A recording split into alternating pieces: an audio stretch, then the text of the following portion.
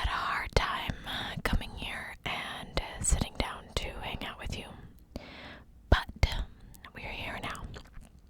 And we're going to talk about a case that I am actually surprised that I had never heard of. This is about the Waverly Stranglings, or the Waverly 3. This is an unsolved case of 3 girls that were killed in a shockingly similar way, a couple years apart and a couple months apart in the same town. Recently there has been a lead in this case, which is actually what led me to the story. But we will talk about that when I get there.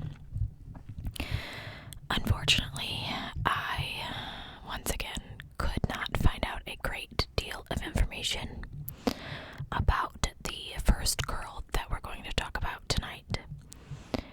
I looked again just before sitting down to film this to see if I could find anything that I possibly missed. And everything is just the same things over and over again, which, as you guys know, makes me incredibly sad. My brother was reduced to 2 sentences and no picture in his obituary by the choice of my nieces, and I am quite upset about that because I have many pictures of him, and I don't want my life to just be 2 sentences. So anyway, it reminds me why I do this, so that these people can be known, so that these people can be heard of and seen. And sometimes, as you know, it really bothers me that I can't find out more information. Were they funny? Did they get along with their sisters? Did they read? Did they sing? Were they jokesters? Were they pranksters?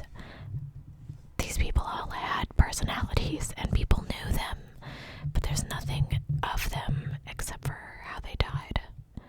And that just makes me incredibly sad. Like I'm not already, so, you know. Anyway, I'm gonna just get into the case now. Valerie Klossowski, Julie Benning, and Lisa Pinot. A lot of times, one name is not spoken without the other 2 following very closely behind. And there's not been as many unanswered questions as to whether or not 3 young women's unsolved murders might be connected. These 3 girls all lived in the same northeast Iowa town of Waverly, located in Bremer County, Iowa. And as I said before, their deaths had many similarities. They did not hang out together, but they likely knew some of the same people. All 3 girls flourished in creativity. They dabbled in everything from painting and music to clothing design and writing news reports or short stories and lyrics to songs. And each of them carried those gifts with them. Valerie Lynn Klossowski. That's a rough one. Klossowsky.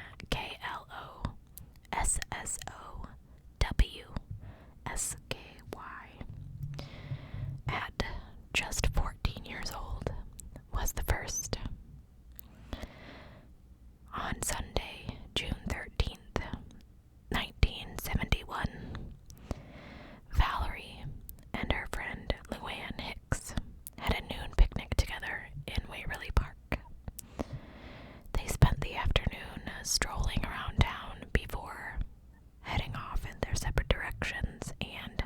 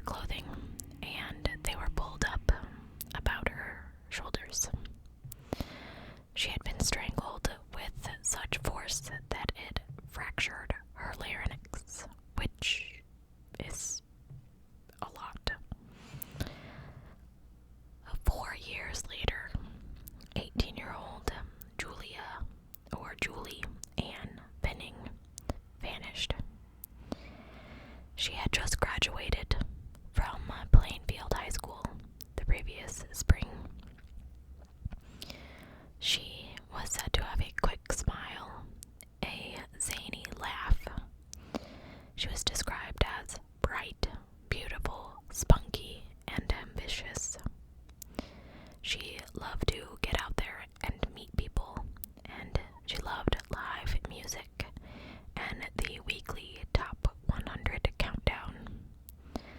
Her creativity spilled over into every single aspect of her life. She not only designed and sewed her own dresses, but she painted landscapes and portraits, were the two that were closest to her heart. She was an avid reader. I could really be describing myself at this point. Nancy Drew mysteries were her favorite, and she was already writing her own stories and had an interest in investigative journalism. She was the daughter of Lowell and Joanne Benning. Julia lived on a farm near Clarksville, but wanted to experience the wider world. She had pen pals. Do people still have pen pals anymore? That'd be really cool. In Michigan and Scotland, and she shared with them her righteous rants about small-minded prejudices against African Americans, Indians, and young women who spoke their mind and didn't conform in dress or behavior. Her family didn't really know where these ideas came from, but they accepted it. And she was the oldest of 5 daughters. She was the picture of a good farm girl, following her father around to do the chores. She was a beautiful 4'11" tall young woman. She sang in the high school choir, played in the band, and performed for the speech team. Unfortunately, Julia had no money to attend college, so she went to nearby Waverly to find a job after high school, as very many of us do. She loved the music of that era, the bands like the Eagles, and when the family took a rare trip to California in 1974, she begged them to stop in Winslow, Arizona, because the Eagles sang about standing on a corner there. The family stopped, and she sang, "Lighten up while you still can. Don't even try to understand. Just find a place to make your stand and take it easy." She wanted to work at a radio station, but the manager said, of course, she needed more experience and education. She tried to find a job at the bowling alley, but they already had plenty of job applicants. This is when Julia, age 18, walked into the Sir Lounge in Waverly, and she was hired on the spot as a cocktail waitress. That it was a strip club really bothered her religious parents. This was the type of girl that was more likely to go to church camp than a party. One of those who had really only experienced a couple of dates in high school, despite her good looks and free spirit. She wrote in her diary, and I quote, "Everyone at school, home, and everywhere else was shocked and amazed to think that good old Julie was working in a strip joint, as they inelegantly termed the Sir, which is really a fairly classy, plushly carpeted, dark-paneled club with a nice atmosphere. The dancers are pretty decent people, not the $10 whores most men think they are." It was a strange experience watching a chick strip and dance completely nude, but after the initial novelty, it soon became old hat and did not bother me a bit.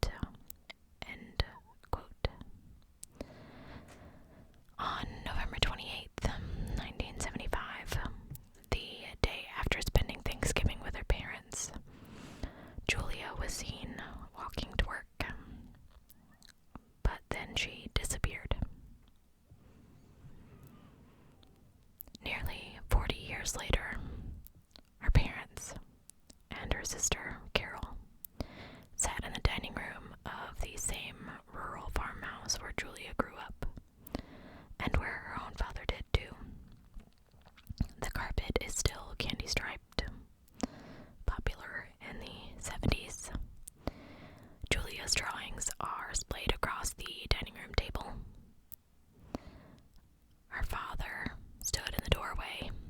He's well into his 70s now, and his voice cracked as he said, "I gave her first ice cream."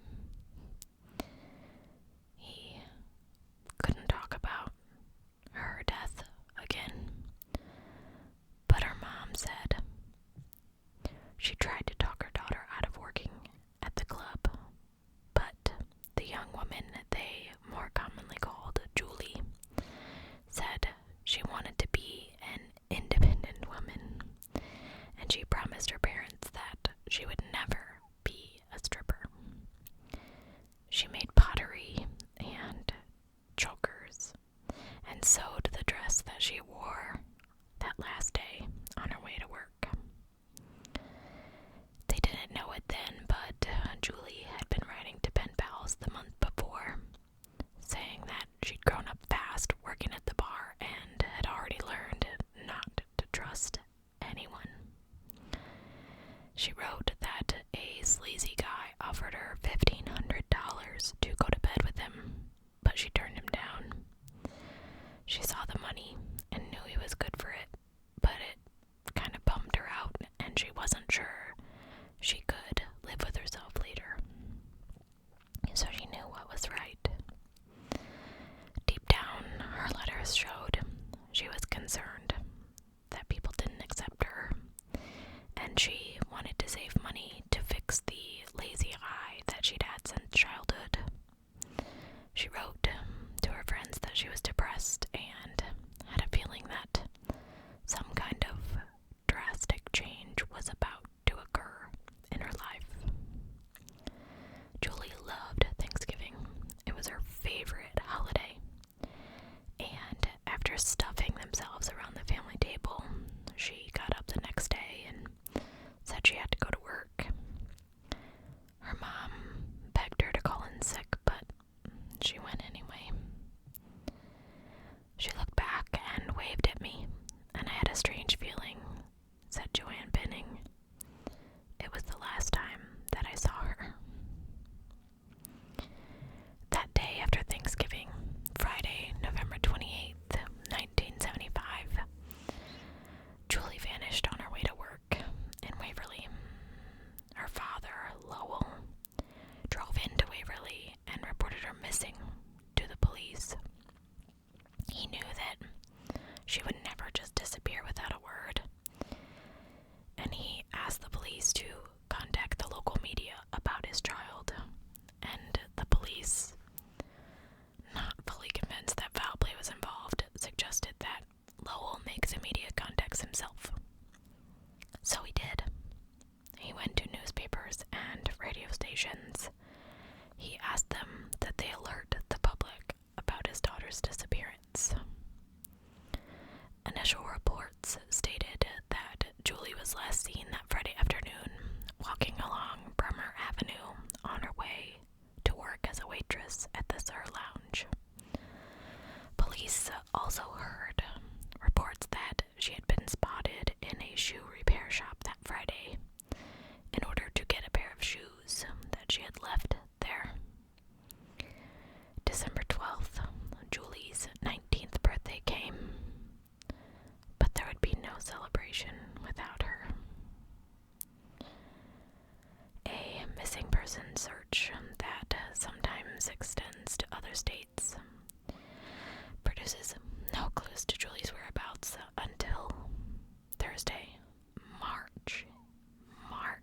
Now we're talking about Thanksgiving to March 1976, when a Butler County maintenance road worker named Roscoe Hulbert found her.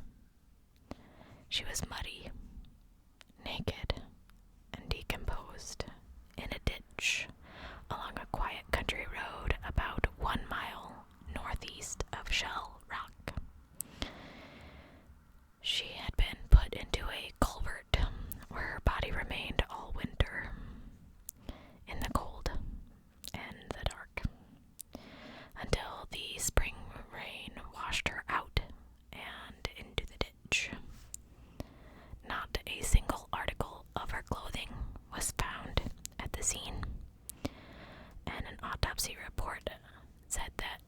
cause of death was homicidal violence caused by injury to the throat area.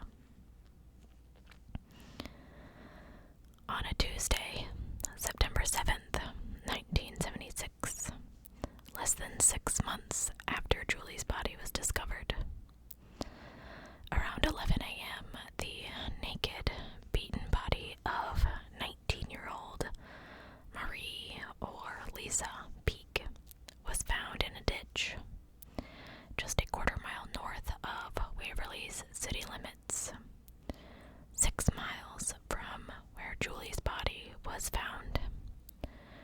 Lisa was under a lone cottonwood tree beside a gravel road near a farm. Lisa, like Julie, had 4 siblings: Peter, Marty, Meredith, and Carmen. She had been sexually assaulted and died of suffocation and a broken neck. None of Lisa's clothes were found at the scene either. Lisa was the daughter of Knoxville veterinarian and former city councilman Dr. Frank Peak and his wife Mary. She was majoring in journalism at Wartburg and had only returned to the campus 2 days earlier on Sunday, September 5th.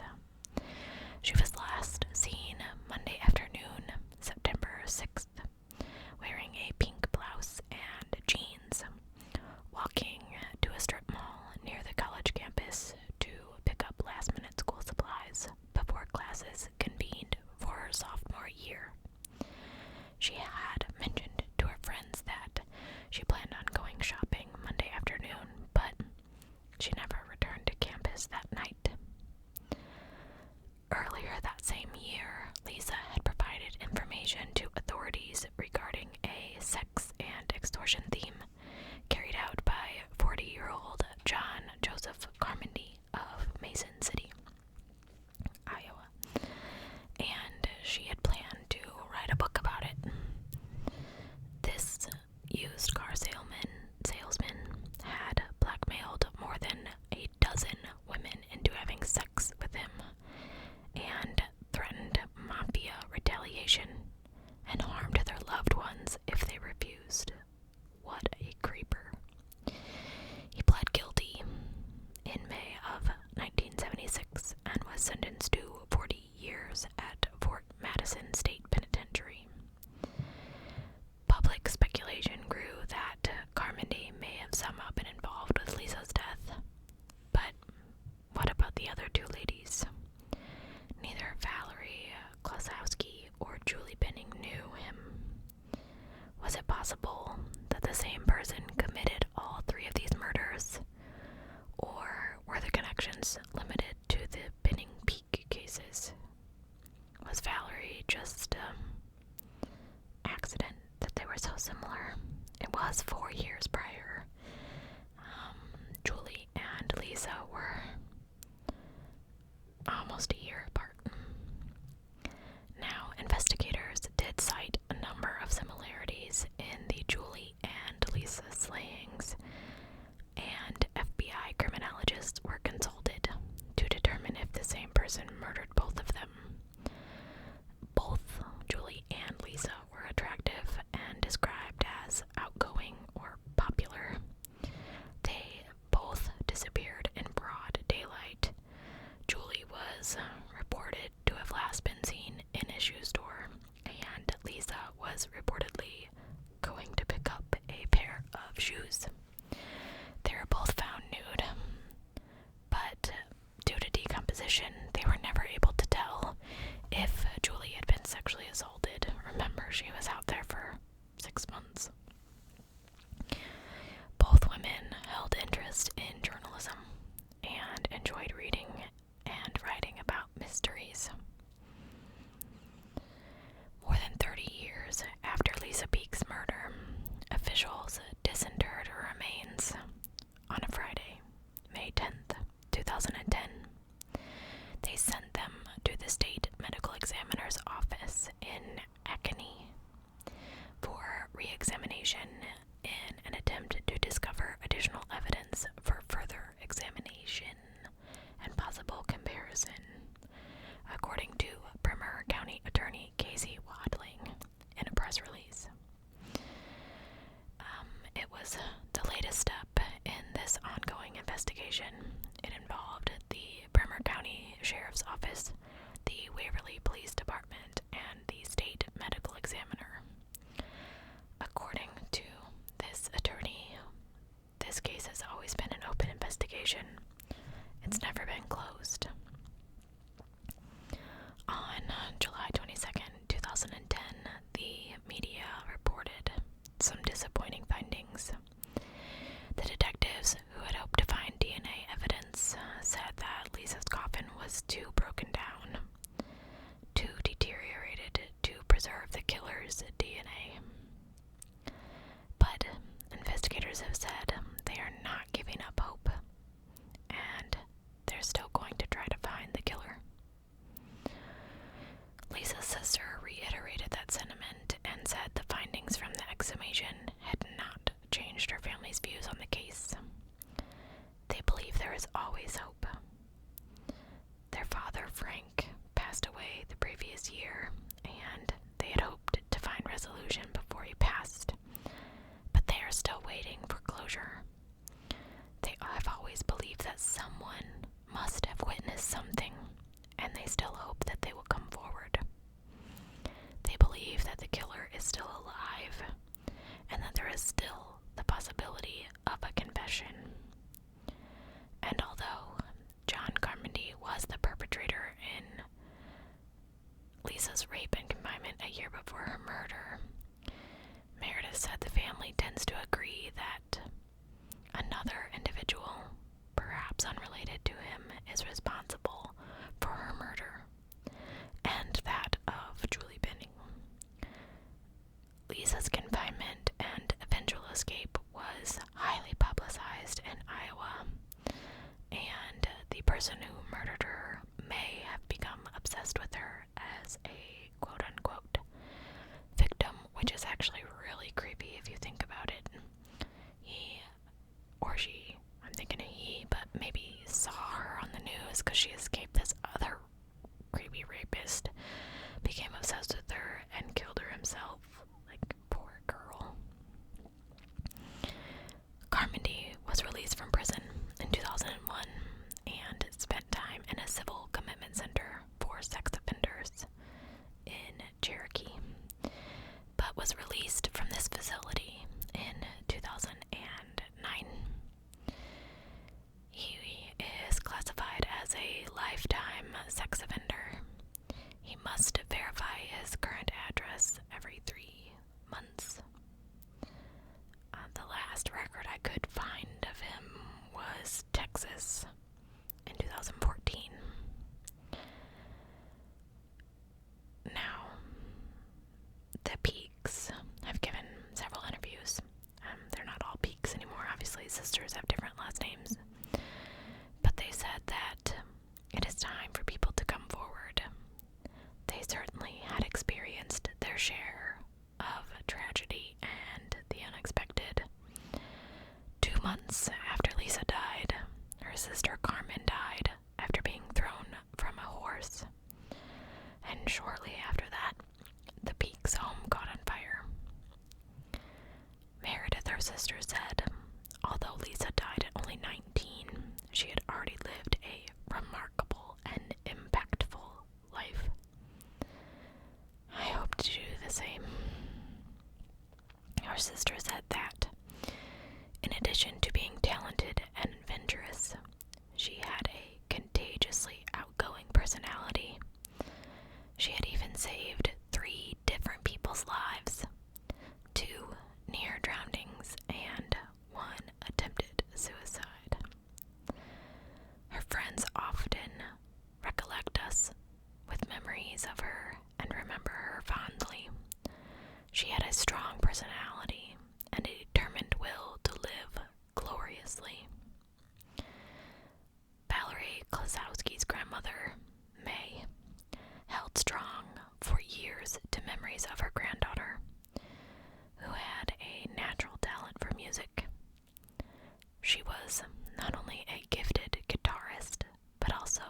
pianist and a singer.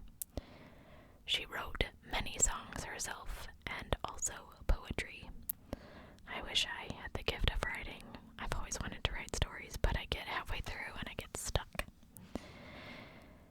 35 years after her granddaughter's death, May Klossowski died 2 days before Christmas in 2006 at the wonderful age of 100.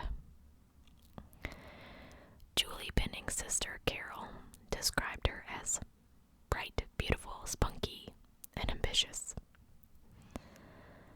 While waiting for answers in her sister's unsolved murder, Carol has channeled her energies into raising a family and writing. She has become one of the most sought-after critiquers on the Internet Writing Workshop. A February 15th, 2013 blog post on her website leads to a photo of the 5 young Bennington sisters. I cannot imagine having 5 sisters or 4 sisters. The 3 young Waverly women's unsolved murders may not have gone without valuable lessons learned. While we were raised with an unusual awareness of danger, we were not taught to have fear, said Meredith. Our parents empowered us to take risks, pursue our dreams, and challenge ourselves. We were never told to hide, but to be transparent and to face reality. They taught us the value of being tenacious, loyal, and grateful for the time we are given. And if Lisa's murderer were to read this, I would want him to know that he has only made us stronger and smarter. We live our lives well, and we appreciate what we have. While the ordeal of her murder impacts us, knowing that our murderer is still out there does not control us, and it does not intimidate us. As a family, we hope that our murderer will contact us, law enforcement, a private investigator, or a reporter with more information and a confession. We believe that he would probably like us to know more about him and his motivations, and we encourage that communication. Whether her murderer is seeking public notoriety or a private purging of guilt, now is the time to come forward. So, like I said, recently all of this sorrow was channeled into a new lead. A man from a nearby small town told Carol Keene, Julie's sister, he was at the Sir Lounge the night of the murder, and he named the people responsible. He said that he first told authorities what he saw in the months after it happened, and then, after his own daughter's death, he was determined to tell it again. He contacted a Jody Earring of the website Iowa Cold Cases, who connected him with Carol. Both of these women believe this man's story. He has not been named, but he said, "I'm not going to get anything out of this. I have no reason to lie." He would not be named. He would only report his findings on the condition that he would not be named, so that because he's been threatened by these men that he saw with Julie that night. This is what he says happened. He had been drinking that night, but he was at the Sir when he saw Julia taking money at the door. A struggle ensued in the hallway, and a couple men blocked his vision when he tried to look back there. A short time later, in the parking lot, he saw what appeared to be Julia slumped in the passenger side of a pickup truck. When the door was opened, he saw a man that he knew, with his hand near her throat, while trying to cover the dome light with his other hand. And what he thinks were Julie's clothes were later planted in this man's garage.